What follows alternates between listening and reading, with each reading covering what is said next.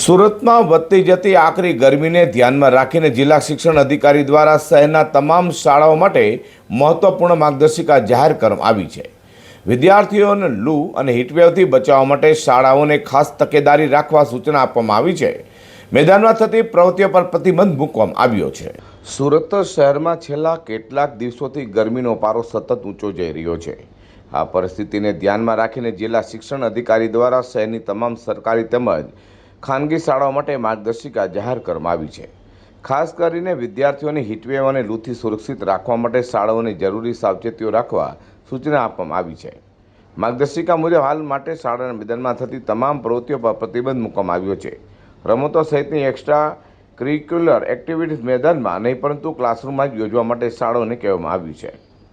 વ્યવસ્થાને પીવાના પાણી જેવી સુવિધાઓ યોગ્ય રીતે ઉપલબ્ધ રહે તે માટે શાળાઓને પણ ધ્યાન રાખવા જણાવ્યું છે। વિદ્યાર્થીઓને હીટવેવ વિશે જાગૃતિ આપવામાં આવે માટે પણ ખાસ સૂચના આપવામાં આવી છે।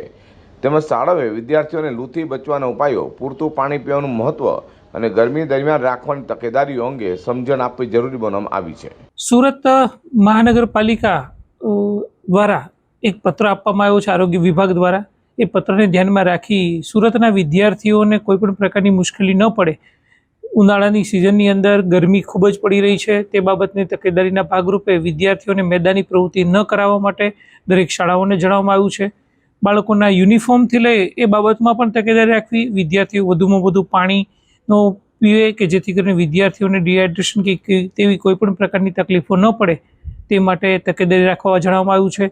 વિદ્યાર્થીઓને લીંબુ શરબત, છાશ એ પ્રકારની શાળાની અંદર જે નાસ્તો આપવામાં આવતો હોય તે એ પ્રકારની વ્યવસ્થા કરવી જેથી કરીને વિદ્યાર્થીઓની અંદર પાણીનું પ્રમાણ યોગ્ય રીતે જળવાઈ રહે તે માટેની વ્યવસ્થા કરવા માટે શાળાઓને જણાવવામાં આવ્યું છે। શાળાની અંદર પંખાથી લઈને વિદ્યાર્થીઓને કોઈપણ પ્રકારની ગરમી ન થાય એ પ્રકારની વ્યવસ્થા કરવા, જે પંખા બગડેલી હાલતમાં હોય તો તેને રિપેર કરાવવા અથવા તો વધુ પંખાની જરૂરિયાત હોય તો વધારે લગાવવા માટેની પણ તકેદારીના ભાગરૂપે જણાવીએ છીએ કે જેથી કરીને વિદ્યાર્થીઓને સારી રીતે અભ્યાસ કરાવી શકાય અને વિદ્યાર્થીઓ સારી રીતે અભ્યાસ કરી શકે। ના, વિદ્યાર્થીઓને એ બાબતે વિદ્યાર્થીઓને વહેલા રજા આપવાની કેવી કોઈ બાબત નથી, પરંતુ વિદ્યાર્થીઓને મેદાની પ્રવૃત્તિ ન કરાવી તે બાબતે ખાસ તાકીદ કરવામાં આવી છે કે જેથી કરીને વિદ્યાર્થીઓ વર્ગખંડમાં રહે તેને વર્ગખંડની અંદર રમાડી શકે તેવી પ્રવૃત્તિઓ કરાવી જેથી કરીને વિદ્યાર્થીઓ મેદાનમાં જઈ અને આ તડકાથી ડિહાઇડ્રેશનનો ભોગ ન બને તે પ્રકારની તકેદારી રાખવા જણાવીએ છીએ। જિલ્લા શિક્ષણ અધિકારીએ વધુમાં જણાવ્યું છે કે કેટલીક શાળાઓમાં બ્લેઝરવાળું યુનિફોર્મ હોય છે। આ સ્થિતિમાં ગરમીને ધ્યાનમાં રાખીને જરૂર જણાય તો શાળાઓ વિદ્યાર્થીઓને બ્લેઝર પહેરવાથી છૂટાટ આપી શકે છે। વિદ્યાર્થીઓના આરોગ્ય અને સુરક્ષાને પ્રાથમિકતા આપી આ માર્ગદર્શિકા જાહેર કરવામાં આવી છે।